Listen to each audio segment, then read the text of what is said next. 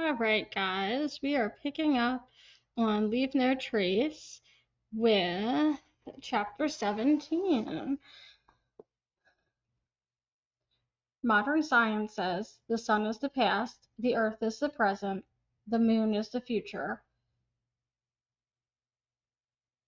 From an incandescent mass we have originated, and into a frozen mass we shall return. Merciless is the law of nature, and rapidly and irresistibly we are drawn to our doom. Nikola Tesla. Josiah. Damaged people recognize their own. Josiah could smell it on Heather Price as she led him and Lucas through the vacant apartment.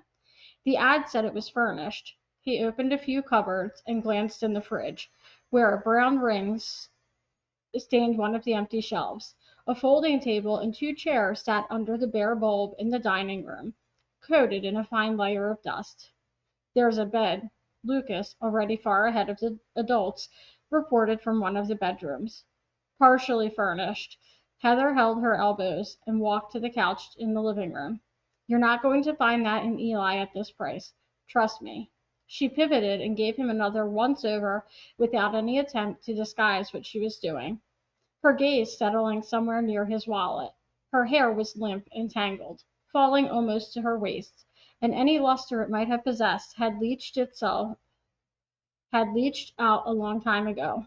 Her skin looked brittle, her movements jerky, and it seemed like all the life in her had been sucked into those two bright reptilian eyes. For someone who'd moved as many times as he had, Josiah had seen plenty of landlords, and no matter what the exterior looked like, they all spoke the same language. 250 a month? I can give you the first and last month today. She backed into the shadows, unblinking. I told you the first month is free.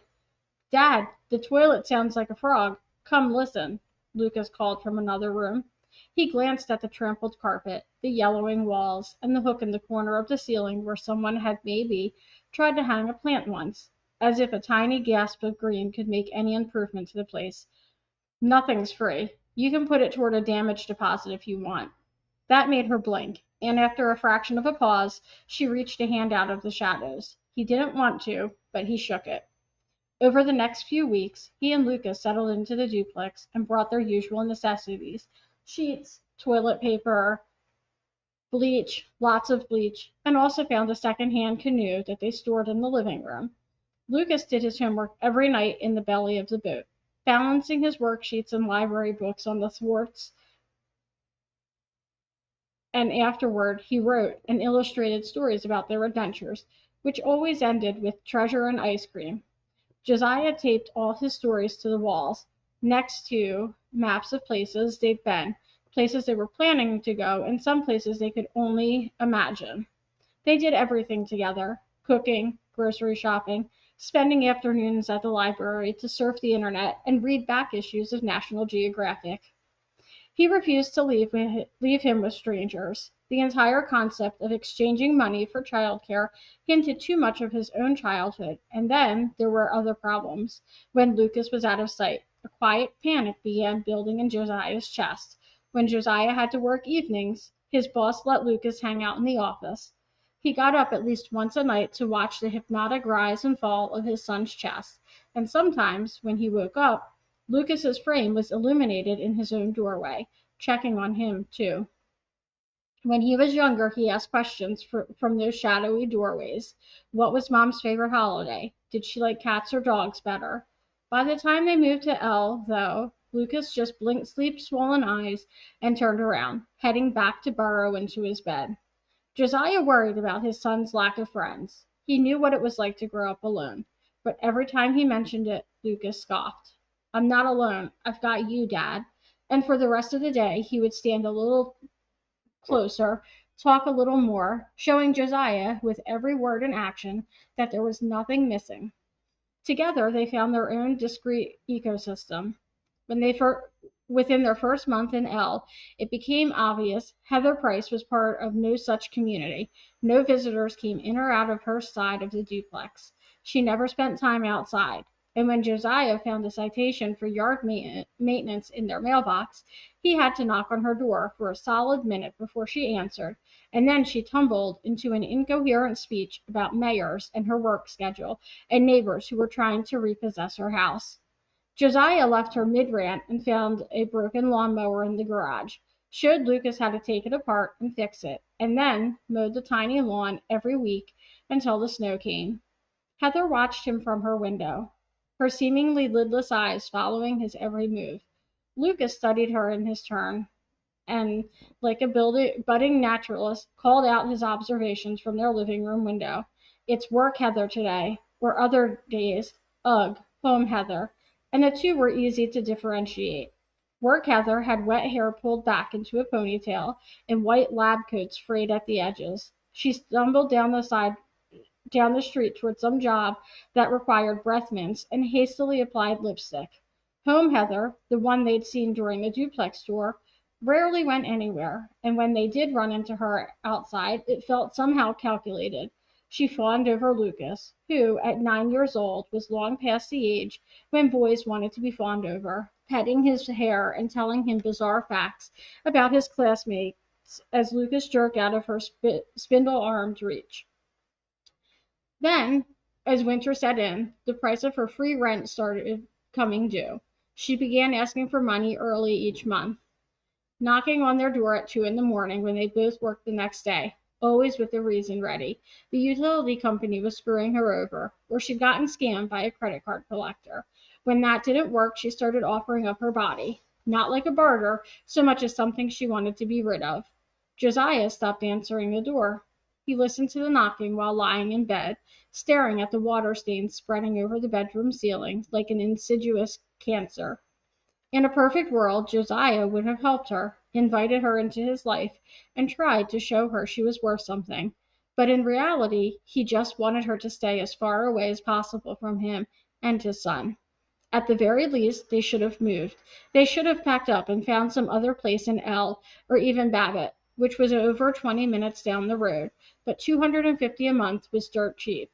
He was saving more than ever, stockpiling money for all the things Lucas might someday need: cast for broken bones, his first car, college tuition, or maybe a trip around the world. He might actually be able to see the Amazon or the Nile, all the rivers he pretended to navigate from the carpet-grounded canoe in their living room. So they stayed. He shot down Heather's advances, installed a chain lock on their door, and put the cash in her mailbox on the first of every month. It didn't take someone with his police record to smell the trouble reeking from the holes in her arms. He itched to move on, counting down the days until Lucas finished third grade, and in the meantime, they found sanctuary in the Boundary Waters, camping most weekends and on school holidays. They explored the great giant wilderness where civilization was strictly prohibited. No motorized boats, no cans, no bottles. Any stain of human habitation had to be scrubbed when you left. It was the guiding principle, the bedrock rule for entering the Boundary Waters Canoe Area Wilderness, a place that changed even the language people used to describe it. When passing other paddlers, everyone asked the same questions. When did you come in? When do you go out? The paradigm shift was subtle, but complete. This world would bear this world where bear and moose still roamed, where loons cried like melancholy ghosts, and the Milky Way raged overhead in a storm of shadows and stars. This place was the pulse, the center, the inside, and everything else, the stuff people built their lives on, was merely the out. They camped from the end of summer through the fall, and in the winter Josiah bought his first auger, and they taught themselves how to ice fish. Robert Anderson, the man who'd sold them their canoe and the auger, helped them map out some of the best spots to the labyrinths of underwater boulders and find the elusive winter fish. They experimented with snowpack tents, heaters, and chimney positions, testing the limits of snowshoes and sleds. Sometimes entire days passed during which they'd hardly spoken a word, bundled up in their hoods and scarves, but they worked together with an implicit understanding, shifting positions on the sled with a touch of the shoulder, signaling a firewood expedition with just a nod to a shrinking pile of kindling. Lucas seemed wise beyond his years, and Josiah watched, awestruck, as he grew stronger by the day. Sub-zero temperatures didn't faze him.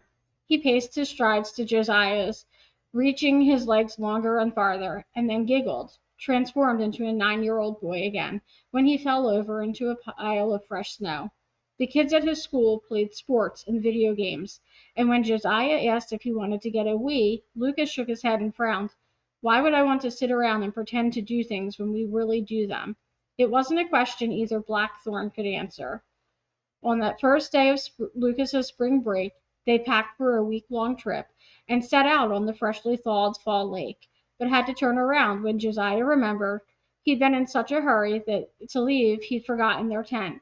Laughing, they drove back to town, and Josiah told Lucas to stay in the truck while he jogged inside the duplex, only to find Heather trying to break into the safe where he stored all his cash.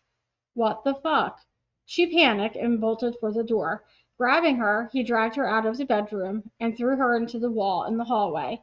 She bounced off it, unfazed by the pain, or maybe too far gone to even feel it. Her eyes were bloodshot, and the corner of her mouth was cracked and scabbed over. She screamed and swore at him, accusing him of withholding rent, of stealing from her, and threatened to call the police. He pushed her back into the wall, and right as he heard the satisfying crack of her head against the plaster, there was another noise, this time from behind him. Dad? He whipped around and saw Lucas wavering in the front door. His eyes were wider than Josiah had ever seen them, but his narrow shoulders tensed and shifted, squaring up, ready to come to his father's aid. Get back in the car. Lucas hesitated, his hands creeping into trembling fists at his sides before Josiah barked the order again, and he jerked backward, running to the truck that was still idling in the driveway. It's just a few bucks. Heather's voice was broken, panting. Just a loan. I gave you a free month's rent, remember? You owe me. I'll pay you back on Tuesday as soon as I get my next check. Then, with barely a pause for it, I took you in with no questions, no applications or background checks, and everyone knows you're a goddamn felon. Get your hands off me. I'm calling the police. He gave her one last bone-crunching push into the wall and walked back to the safe, emptying the whole thing in front of her, stuffing thousands of dollars in a bag with the tent just so she could smell the ink before tossing the $200 bills at her face. There's our first month's rent, minus lawn mowing fees. Go put that in your fucking arm. He didn't know how much heroin cost, but $200 had to be enough to keep her high and out of his house for the rest of the week. Dragging her across the living room to the patio door, where Lucas wouldn't be able to see them, he shoved her out onto the concrete. When we get back from this trip, we're moving out. Then she raged about the lease and taking him to court, hitting him with the wadded up bills clutched in her fists until he swatted her off and she fell into a heap of the filthy remains of last winter's snow. Neither of them saw the neighbors frozen in their kitchen window, one holding a coffee cup suspended halfway to his mouth, and the other bent over at the sink as the unexpected altercation spilled into their weekday breakfast routine. Josiah wouldn't find that out until 72 hours later when the police interrogated him, telling him he was the last person to see Heather Price alive. Chapter 18. It can't be a good sign, can it? Dr. Mita muttered as she stepped her kitten-heeled boots carefully up the gangplank to my dad's tugboat. The top isn't supposed to be wet. It's only mist. I swallowed a smile, trying not to be amused by Dr. Mita's surprised aversion to boats. Who would have thought psychiatrists had phobias too? After the confrontation at Twin Ponds, I'd modified my field trip plans.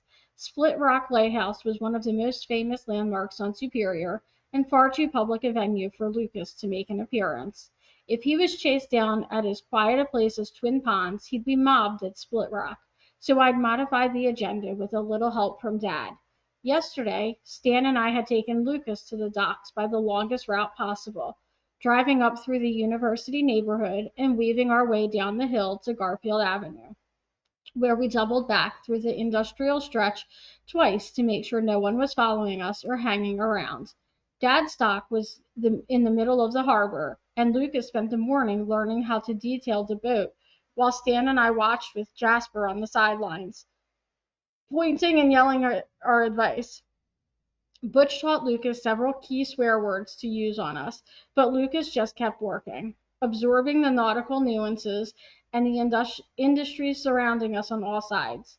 He didn't flinch at sudden noises, and was even laughing by the end of the outing, scratching Jasper's scruff as the dog barked at some circling gulls. Today was our last field trip, a sunrise cruise on Dad's tugboat, and after that, with Dr. Mita's approval, the Boundary Waters. At the moment, though, she was having trouble focusing on anything besides the giant orange and white hull in front of us. When was the last time this vessel has ever been serviced? Did you check? I started to reply when a baritone voice cut in over my shoulder. She was dry docked last winter, and we do weekly inspections during the shipping season.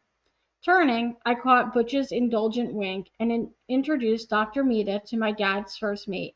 He offered a tattooed arm to assist her the rest of the way up and started pointing out the early morning activities around the harbor, doing his best to put her at ease. I didn't see Dad anywhere and assumed he was on the bridge.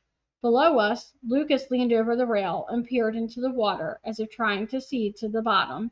Bryce squinted up the gangplank with bloodshot eyes and steered Lucas onto the boat, with the other hand resting on his taser. "Do you really need that?" I muttered as they boarded. Bryce glanced at both of us before releasing his grip on Lucas. "I don't have any other patients who try to jump fences or stick their crazy fans after me." "Lucas didn't sick anyone on you. Anyway, that's why we're here before dawn. Crazy sleeps in." He grunted and stalked away. When I filed the incident report for Twin Ponds, I'd specifically asked for Stan on the rest of our field trips. But today was Stan's day off, and none of the other orderlies had as much experience with Lucas, so we were stuck with Bryce. Once everyone was on board, Butch brought us into the cabin and gave a quick safety talk as we chugged out into the harbor and waited for the lift bridge to raise. The boat boasted a 3,000 horsepower diesel engine that could steer 1,000-foot freighters with ease. Its two decks were full of lights, winches, and rope that an F-16 fighter jet couldn't break. The lower deck cabin had only a single wooden bench for us to sit on. Otherwise, we could climb up to the open-air deck beyond the glass-encased captain's bridge for better views.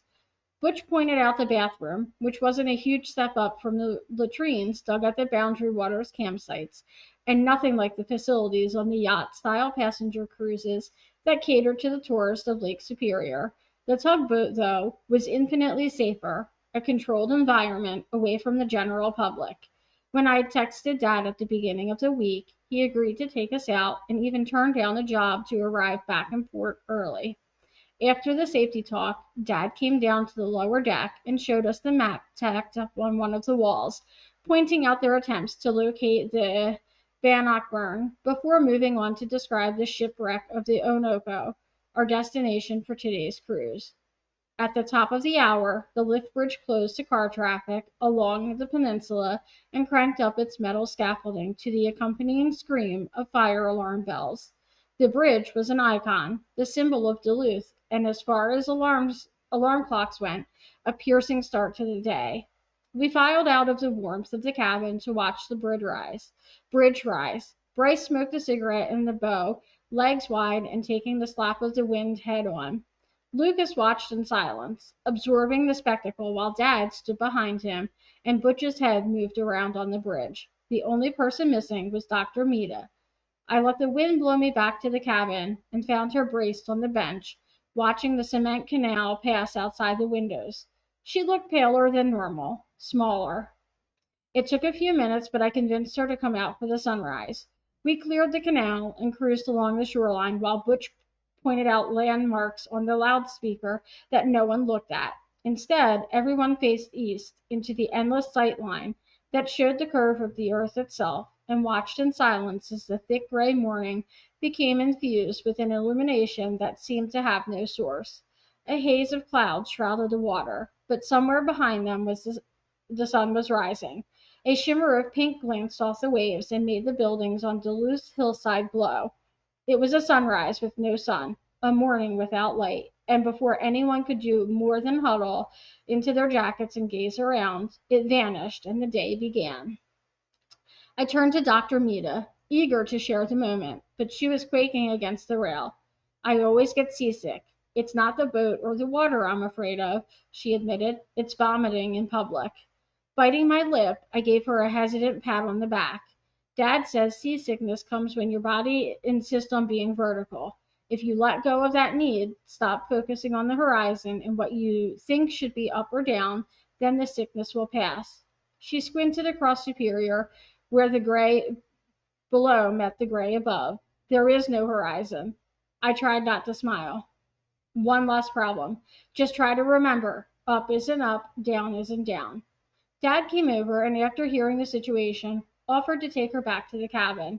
She accepted his arm, too queasy to even grumble about being led around like an old lady, while he told her about the Onoko's hull failure and spectacle flipping explosion and sinking, presumably to cheer her up. When Bryce took Lucas inside for a supervised bathroom trip, I climbed the stairs to the second deck and curled up beneath the sight line of the cabin's bridge, using it as a buffer against the unrelenting wind. The gales had begun. Shivering, I watched the churn of the water until Lucas appeared on the stairs. Bryce's head popped up behind him, and I waved him off, agreeing to supervise. Negotiating the dock unsteadily, Lucas leveraged the winches and coils of rope to make his way to the bench and sit down. Silently, he gripped the rails of the seat, and I wondered if he was going to be sick too. The boat progressed up the shore where the sprawl of Duluth gave way to secluded mansions, towering homes sitting regally on the cliffs, and then we turned and headed into the open water toward the site of the wreck. Dad climbed up to the captain's bridge and passed us without comment or hurry, seemingly immune to the blast of wind, the Arctic's first attempt to take Superior. As the shoreline receded, I felt Lucas relax and start to absorb the morning. This is what I wanted to show him. The moment I'd secretly hoped for when I planned those field trips with Superior lurking behind every outing. First, a view from the hill, then a trip to the docks, now cruising over the water itself. Duluth lived at the mouth of this island, at the whim of the water. We took the wind, the squalls, the snow, and the flooding. We took everything the lake gave to or inflicted on us, knowing there would always be more. There was a resource we could not exhaust. It wasn't protected like the boundary waters. It didn't sink quietly into your soul. It dominated everything it touched, and we were the ones who needed the protection from it. The water would always win, no matter if it was beating at the basalt cliffs that tried to contain it, or reforging our empty bottles into the lake glass, as beautiful as gemstones.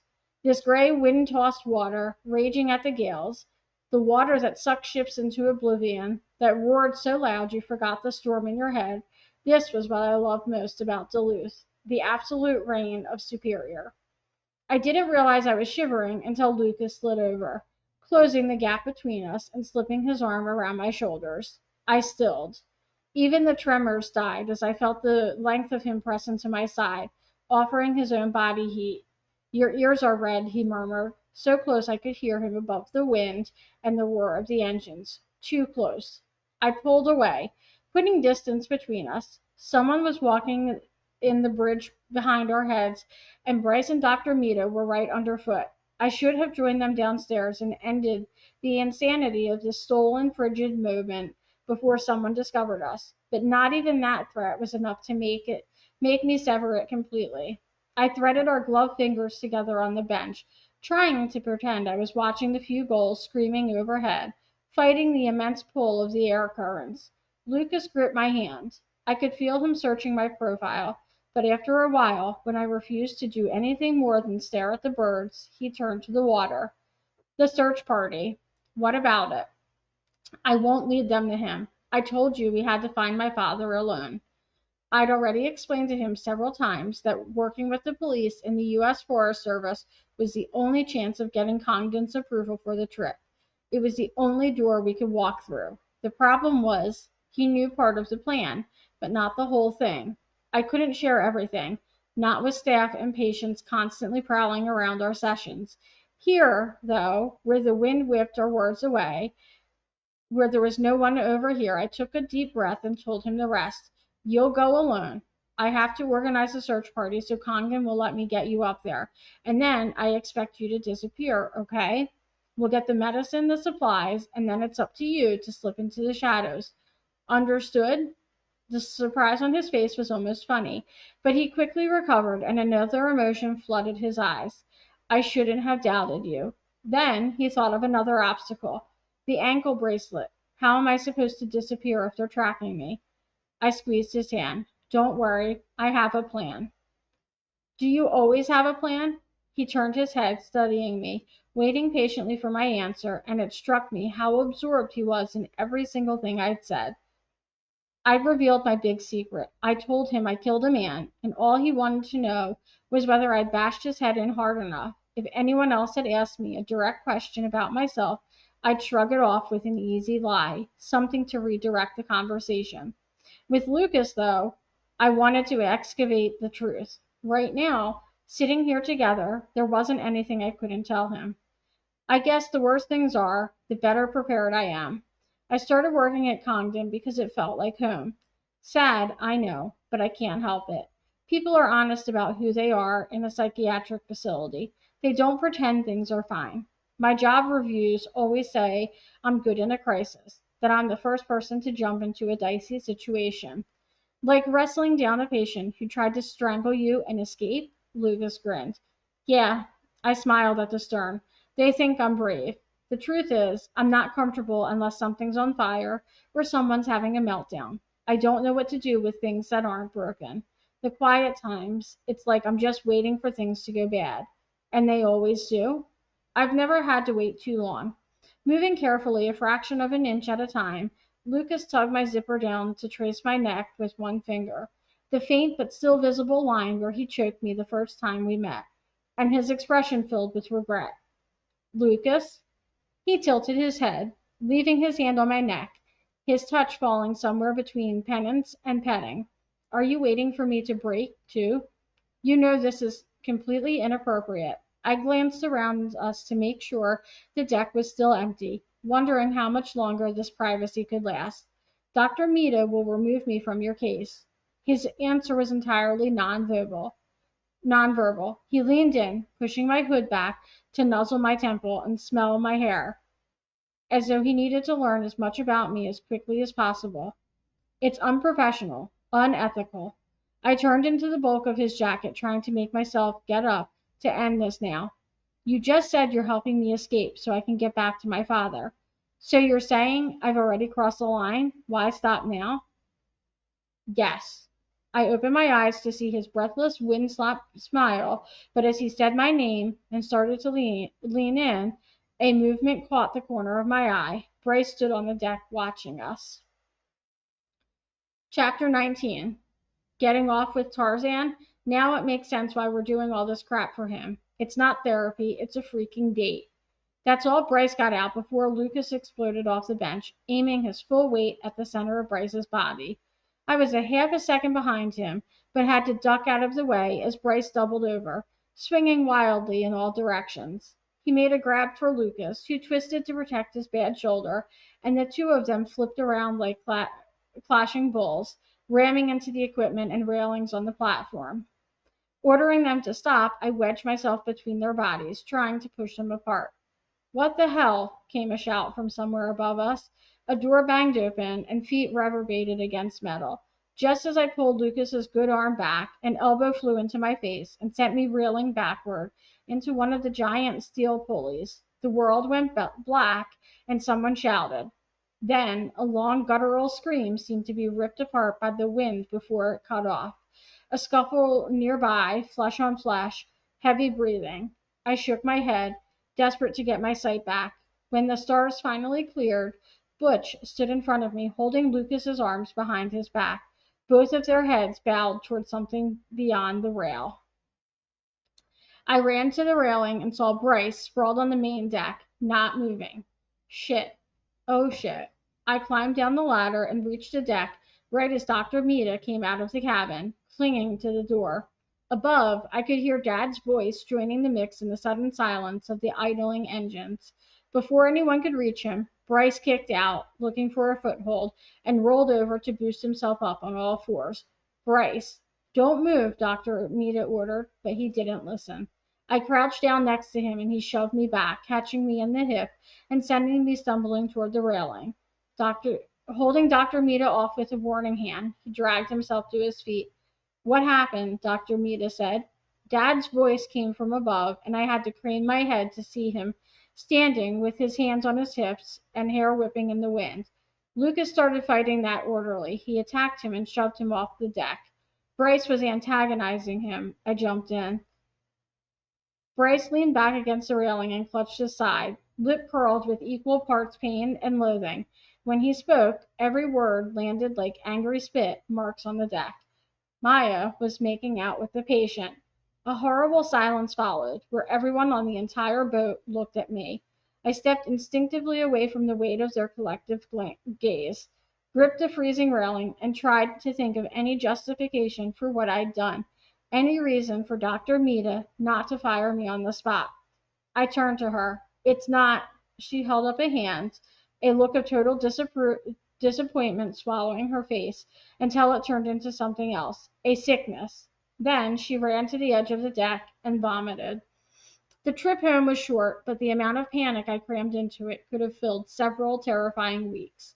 I sat in the captain's bridge, wedged between two control panels, while the rest of the Congdon staff supervised Lucas on the main deck. Butch threw sympathetic glances my way every now and once even broke the silence to say, "I don't blame you, Maya. The kid's hot." "Butch," Dad barked. "What?" "I'm comfortable with my masculinity. I can say it." I stared at the North Shore, the pine, spruce, and birch trees that began here and stretched hundreds of miles to the north and west into the Superior National Forest, the Boundary Waters, and beyond. Josiah was out there somewhere, maybe suffering, maybe a murderer like me, maybe just a father freezing in alone. An hour ago, I'd had a plan that would have given him back his son. Now, all three of our futures were in jeopardy. As soon as we docked, I followed the van with Lucas, Dr. Mita, and Bryce back up the hill and stood outside Dr. Mita's office for a good part of the morning. Wherever she was either too busy or still too nauseous to look at me. When one of my sessions came up on my calendar, I went and conducted it, counting each minute as closely as I counted speech errors in the oral reading passage, waiting for someone to seize my badge and toss me out of the building. Nothing happened. Afterward, I raced back downstairs, feeling as unstable as Dr. Mita had on the deck of the boat. Up wasn't up, down wasn't down. Before I reached the administrative area, I ran into her in the main corridor, and she started talking as soon as she saw me coming. "I spoke to the Forest Service this morning. They'll continue their search without Congdon's involvement." She didn't slow down or even glance in my direction. "How? You said yourself they've turned up nothing. Without Lucas, we have no path to Josiah." She stared at the floor tiles ahead of us. "I know that, Maya, but he had a serious, violent incident on the boat today. I can't approve Lucas to leave the facility. Josiah Blackthorne has spent 10 winters in the wilderness. All we can do now is believe that if the Forest Service can't locate him, he can make it 11. I didn't believe it. The odds of two healthy men surviving a brutal Minnesota winter were incredible enough. One sick man, by himself, had no chance. Cursing Bryce, cursing myself, I cast around desperately for some way to salvage all the work I'd done. There had to be a way to find Josiah. Maybe, I shook my head, the word hopeless even before I'd spoken them. I could get Lucas to point them in the right direction, narrow down the range. I can ask him. "You won't be speaking to Lucas Blackthorne again." Even though I'd expected it, my frame jerked like I'd crashed into a wall. We'd reached the administration offices, and Dr. Mita held the door open to hers, waving me inside. I glanced at two clerks by the copy machine, those staring at papers in their hands and trying to pretend they weren't eavesdropping, and woodenly walked into the office. She shut the door behind us. "It's not what you think." I blame myself more than anyone. She sat heavily in her chair and propped her elbows on the desk, rubbing her temples. "To place such responsibility on your shoulders, against your will, and with little prior clinical experience," she trailed off. "I did everything you said. I could feel my face flushing, my fists clenching. I reached him. I've been acclimating him, prepping him to enter the world. He doesn't hide from group environments anymore. He can handle noise, stress. He independently initiates relaxation techniques. You'll no longer have access to Ward 2. All your patients in that ward are being redistributed. I should have been relieved that I still had a job, but all I could think about was Big George, the Grinch. I was losing them all because of one stupid mistake, because for once in my adult life I wanted to be close to someone, and this was the result. I screwed up, okay? I admit it. I care more for him than I should have because I know what he's going through. I smacked a hand over my heart, ready to dig it out and show it to her if it would change her mind. You have no idea. You don't know what it's like to lose a parent. Really? She folded her hands and carefully laid them on the desk in front of her. Suddenly, the whine of the copy machine outside became the loudest noise in the room. I shrank back, unsure of the depth of water I just splashed into Dr. Mita, smoothed her face as a masterful revealing of muscle and skin and looked directly into my eyes. I'm sure you know India is a very traditional culture. In Bollywood, it's rare to even see a man and woman kiss on screen. Can you guess, Maya, how most Indians feel about homosexuality? I shook my head, even though the last 10 seconds gave me a pretty good idea. Then Dr. Mita told me, in carefully modulated tones, a past she'd never shared before. Growing up in Mumbai, she'd been exposed to a deep-seated prejudice against gay culture. Same-sex relations were a crime, committed by people with a genetic flaw, according to her father, and she'd accepted his opinion with a daughter's difference. She had no idea that when her parents sent her to school in the United States for a Western education, she would meet her future wife. Conflicted and ashamed, she'd kept their love hidden for 4 years, until her parents announced at graduation that they'd arranged a marriage for her back in India. She had to choose between going home and obeying her family's wishes or telling them the truth. When she chose honesty, they cut all ties. They refused to meet her girlfriend and stopped answering her phone calls. In the 20 years since her confession, they hadn't spoke to her once, not even when she fulfilled her father's dream of seeing one of his children become a doctor. The longer she talked, the more callous I felt. How had I never wondered about Dr. Mita's family before? She'd been my therapist, my boss, my mentor, and friend. If my mother was the shadow of my life, Dr. Mita was the light. I ached for her even as I wanted to hide from her unrelenting, quiet gaze. There are many ways to lose one's parents, Maya, she said. In my personal and professional experience, it seems to happen in the manner we least expect. I didn't know my family wasn't able to put their daughter before their culture. You could never have known your mother would abandon you when you were 10 years old. And I doubt Lucas Blackthorne could have predicted the chain of events that began when he broke into that outfitter's store. I leaned in, letting her see straight into me. No anger this time, all emotion carefully banked. I promised I would help him. Please let me keep that promise. There was a split second where I thought she might change her mind, until she sighed and her eyes filled. I'm so sorry. I'll be acting as Lucas's therapist going forward, and you can consider this a disciplinary warning in your employee file.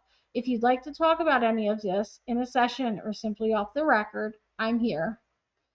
I pushed myself up and walked out of her office, feeling all the purpose I'd had over the last few weeks draining out of me, taking every good thing with it. When I got to the door, I paused, and some monster inside me roiled up, teeth gnashing. I'm sorry, too. And on the record, you just killed Josiah Blackthorne. Jasper was sniffing through the dead grass in the yard when I came home, and he immediately ran to the gate, tail wagging, and looked hopefully toward the end of the street. I ran my hands over his rough coat and told him to wait a second, running inside to grab his leash. But Dad called my name from the doorway. Please don't. I paced to the doorway. It's none of your business. You made it my business when you brought him on my boat. He pointed at the refrigerator, still plastered with all the disappeared families. You made it my business when you brought him into our house. Grabbing my wallet, I started dumping bills on the table.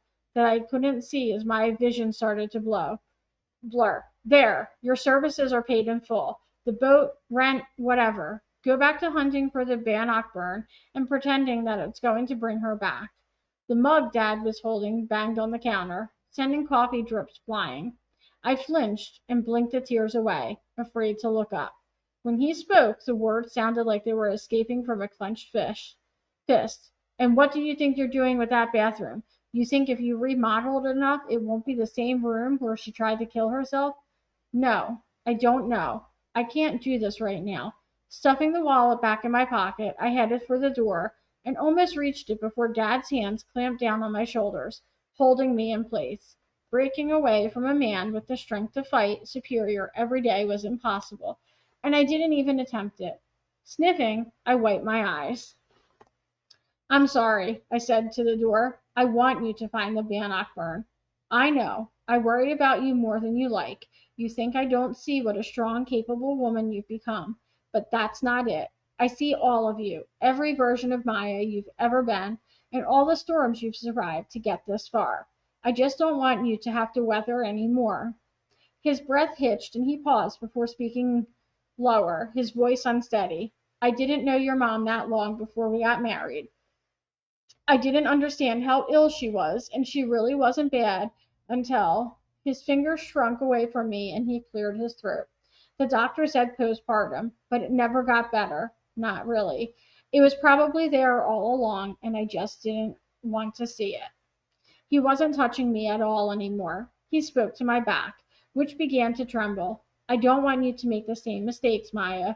He's a mental patient. He's violent, and It was all I could bear to hear. Grabbing the leash, I nodded and left.